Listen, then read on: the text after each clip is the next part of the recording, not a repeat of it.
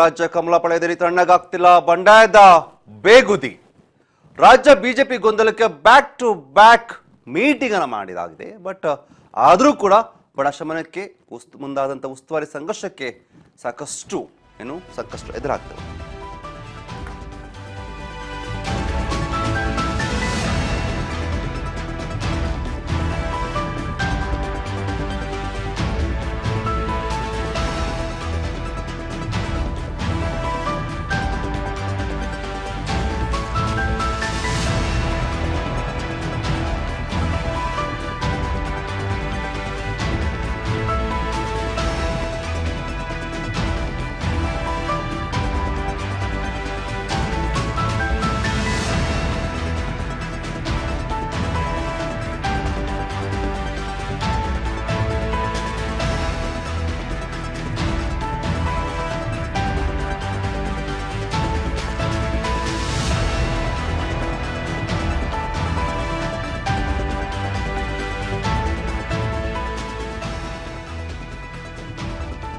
ಸಭೆಗೆ ಭಿನ್ನರು ಗೈರು ರಾಧಾಮೋಹನ್ಗೆ ಸಾಲು ಸಾಲು ದೂರನ್ನ ಕೊಟ್ಟಿರುವಂಥದ್ದು.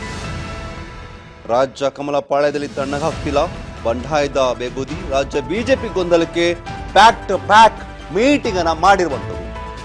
ಬಡ ಶಮನಕ್ಕೆ ಮುಂದಾದ ಉಸ್ತುವಾರಿ ಸಂಘರ್ಷಕ್ಕೆ ಸುಸ್ತಾಗಿರುವಂಥದ್ದು. ಈಗಾಗಲೇ ಬಿಜೆಪಿ ಒಂದು ತರ ಒಡೆದ ಮನೆಯಂತಾಗಿದೆ. ಎರಡು ಮನೆಗಳ ನಡುವೆ ಬಿಜೆಪಿ ಒಡೆದು ಹಂಚಿ ಹೋಗ್ತಾ ಇರುವಂಥದ್ದು.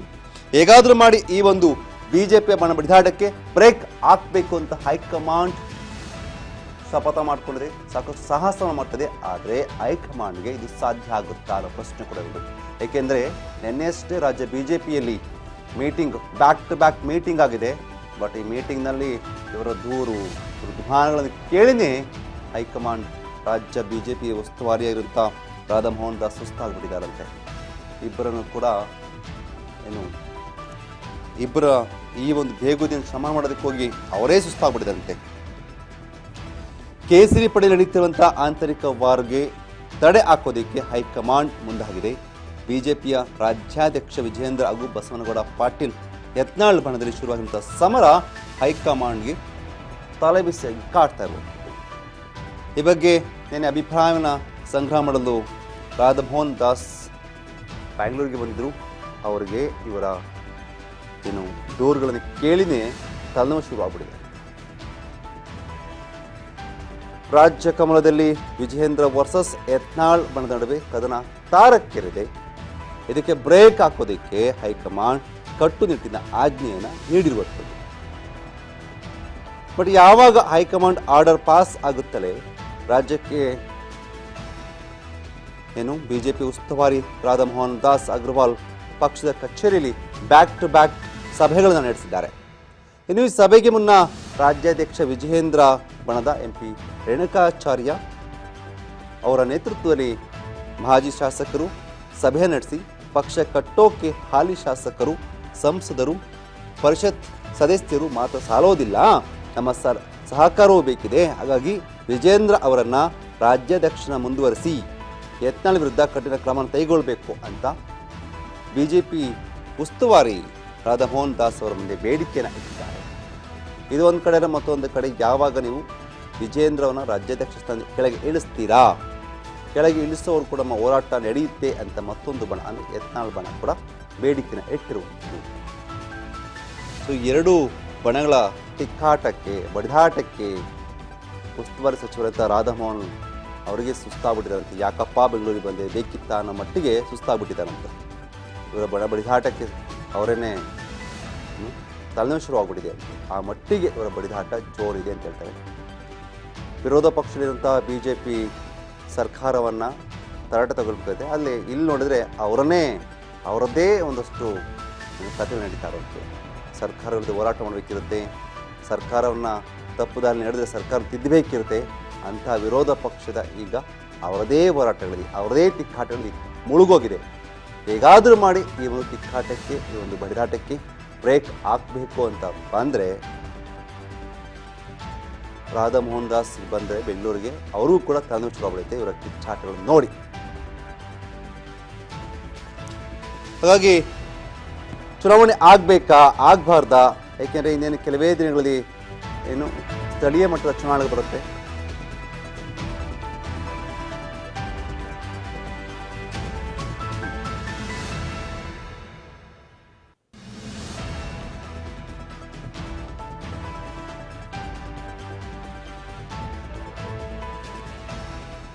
ರಾಜ್ಯ ನಾಯಕರಿಗೆ ಸುಳಿವು ನೀಡಿದ ರಾಧಾ ಮೋಹನ್ ಏನ್ ನಿರ್ಧಾರ ತೆಗೆದುಕೊಳ್ತೀವಿ ಅಂತ ಯಾವುದೇ ನಾಯಕರು ಕೂಡ ಸುಳಿವನ್ನ ಕೊಟ್ಟಿಲ್ಲ.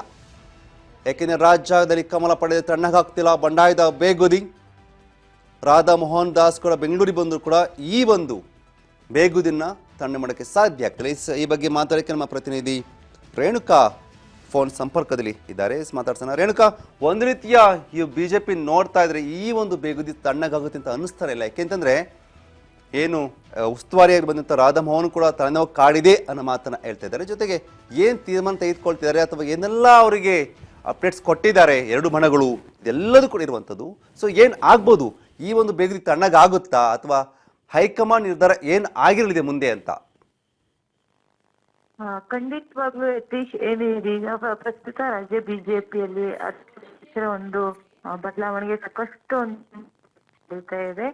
ಇದಕ್ಕೆ ಸಂಬಂಧಪಟ್ಟಂತೆ ಈಗಾಗಲೇ ಸಾಕಷ್ಟು ಸಭೆಗಳನ್ನು ಕೂಡ ಮಾಡಿದ್ದಾರೆ. ಜೊತೆಗೆ ಹೈಕಮಾಂಡ್ ನಾಯಕರಿಗೂ ಕೂಡ ಎಷ್ಟೋ ಜನ ಮನವಿಯನ್ನು ಕೂಡ ಮಾಡ್ಕೊಂಡ್ರು, ಒತ್ತಡವನ್ನು ಕೂಡ ಹಾಕಿದ್ರು. 2 ಭಾಗಗಳಾಗಿ ಏನು ರಾಜ್ಯದಲ್ಲಿ ವಿಂಗಡಣೆ ಆಗಿದೆ, ಇದರಿಂದ ಸಾಕಷ್ಟು ಪಕ್ಷಕ್ಕೆ ಡ್ಯಾಮೇಜ್ ಆಗ್ತಾ ಇದೆ. ಅದ್ರ ಜೊತೆಗೆ ನಾಯಕರು ವಿರುದ್ಧವಾಗಿ ಏಕವಚನದಲ್ಲಿ ಮಾತನಾಡ್ತಿದ್ದಾರೆ. ಪ್ರಮುಖವಾಗಿ ಏನು ಮಾಜಿ ಸಿಎಂ ಆದಂತಹ ಯಡಿಯೂರಪ್ಪನವರು ಪಕ್ಷ ಕಟ್ಟಲಿಕ್ಕೆ ಸಾಕಷ್ಟು ಒಂದು ಕೆಲಸವನ್ನು ಮಾಡಿದ್ರು, ಶ್ರಮಿಸಿದ್ರು. ಹಾಗಾಗಿ ಅಂತವರ ವಿರುದ್ಧವಾಗಿ ಇಂದು ಬಹಿರಂಗವಾಗಿ ಏಕವಚನದಲ್ಲಿ ಮತ್ತೆ ಅವರ ಮೇಲೆ ಆರೋಪ ಮಾಡ್ಕೊಂಡು ಹೋಗ್ತಾ ಇರುವುದು ಸರಿಯಲ್ಲ. ಇದರಿಂದ ಪಕ್ಷಕ್ಕೆ ಸಾಕಷ್ಟು ಮುಜುಗರ ಆಗ್ತಾ ಇದೆ ಅಂತಕ್ಕಂತ ಒಂದಿಷ್ಟು ನಿಟ್ಟಿನಲ್ಲೂ ಕೂಡ ಈಗಾಗಲೇ ಹೈಕಮಾಂಡ್ ನಾಯಕರಿಗೂ ಮನವಿ ಮಾಡಿದ್ರು.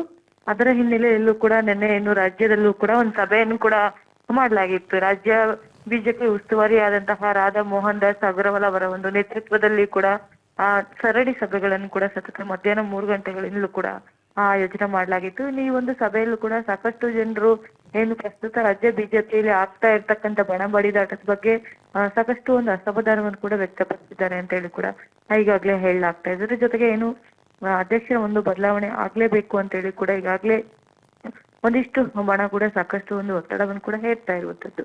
ಇದಕ್ಕೆ ಸಂಬಂಧಪಟ್ಟದ್ದು ಕೂಡ ಏನು ಹಾಲಿ ಶಾಸಕರು ಇರ್ಬೋದು, ಸಂಸದರು ಮತ್ತೆ ವಿಧಾನ ಪರಿಷತ್ ಸದಸ್ಯರು ಕೂಡ ಇಲ್ಲ ಒಂದ್ ಕಡೆ ಅಧ್ಯಕ್ಷರು ಈಗ ಯಾರಿದ್ದಾರೆ ಅವರನ್ನೇ ಮುಂದುವರ್ಸ್ಕೊಂಡು ಹೋಗ್ಬೇಕು ಮುಂದಿನ ದಿನಗಳಲ್ಲೂ ಕೂಡ. ಯಾಕೆಂತಂದ್ರೆ ಯಡಿಯೂರಪ್ಪ ಅವರ ಒಂದು ನೇತೃತ್ವದಲ್ಲಿ ಪಕ್ಷ ಮುಂದೆ ಹೋಗುತ್ತೆ.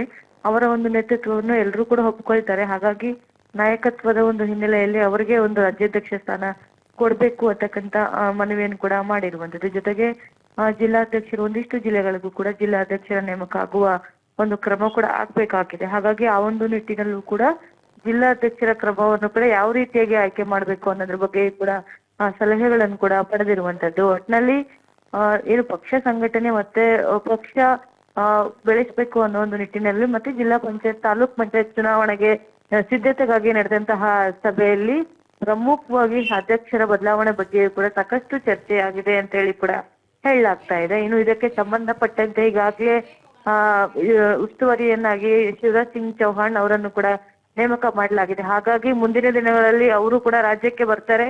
ಅಧ್ಯಕ್ಷರ ಬದಲಾವಣೆ ವಿಚಾರ ಏನೇ ಇದ್ರೂ ಕೂಡ ನೀವು ಅವರ ಒಂದು ಗಮನಕ್ಕೆ ತೆಗೆದುಕೊಂಡು ಬರಬೇಕು ಅಂತ ಹೇಳಿ ಕೂಡ ಈಗಾಗಲೇ ರಾಧಾ ಮೋಹನ್ ದಾಸ್ ಅವರು ಕೂಡ ಹೇಳಿರುವಂತದ್ದು. ಅದರಂತೆಯೂ ಕೂಡ ಅಧ್ಯಕ್ಷರ ಆಯ್ಕೆಗೆ ಚುನಾವಣಾ ಮಾಡ್ಬೇಕಾ ಅಥವಾ ಅವರನ್ನೇ ಮುಂದುವರಿಸ್ಬೇಕಾ ಅನ್ನೋದ್ರ ಬಗ್ಗೆ ಕೂಡ ಹೈಕಮಾಂಡ್ ತೀರ್ಮಾನ ಮಾಡಲಿದೆ. ಜೊತೆಗೆ ಏನು ಈಗಾಗಲೇ ಈ ರಾಜ್ಯದಲ್ಲಿ ಆಗ್ತಾ ಇರ್ತಕ್ಕಂಥ ಎಲ್ಲಾ ಬೆಳವಣಿಗೆ ಹೈಕಮಾಂಡ್ ಅವರ ಗಮನಕ್ಕೂ ಕೂಡ ಬಂದಿದೆ. ಹಾಗಾಗಿ ಮುಂದಿನ ದಿನಗಳಲ್ಲಿ ಅಂದ್ರೆ ಇನ್ನೊಂದು 2 ವಾರಗಳಲ್ಲಿ ಹೈಕಮಾಂಡ್ ನಾಯಕರು ಕೂಡ ಸೂಕ್ತ ತೀರ್ಮಾನ ತೆಗೆದುಕೊಳ್ತಾರೆ. ಇದೆಲ್ಲ ಬಣ ಬಡಿದಾಟಕ್ಕೆ ಸದ್ಯ ಅವರೇ ಹೈಕಮಾಂಡ್ ನಾಯಕರೇ ಆದಷ್ಟು ಬೇಗ ಬ್ರೇಕ್ ಹಾಕ್ತಾರೆ ಅಂತಕ್ಕಂಥ ಭರವಸೆಯನ್ನು ಕೂಡ ಈಗಾಗಲೇ ನಿನ್ನೆ ನಡೆದಂತಹ ಸಭೆಯಲ್ಲೂ ಕೂಡ ನೀಡಿರುವಂತದ್ದು ಯತೀಶ್. ಓಕೆ.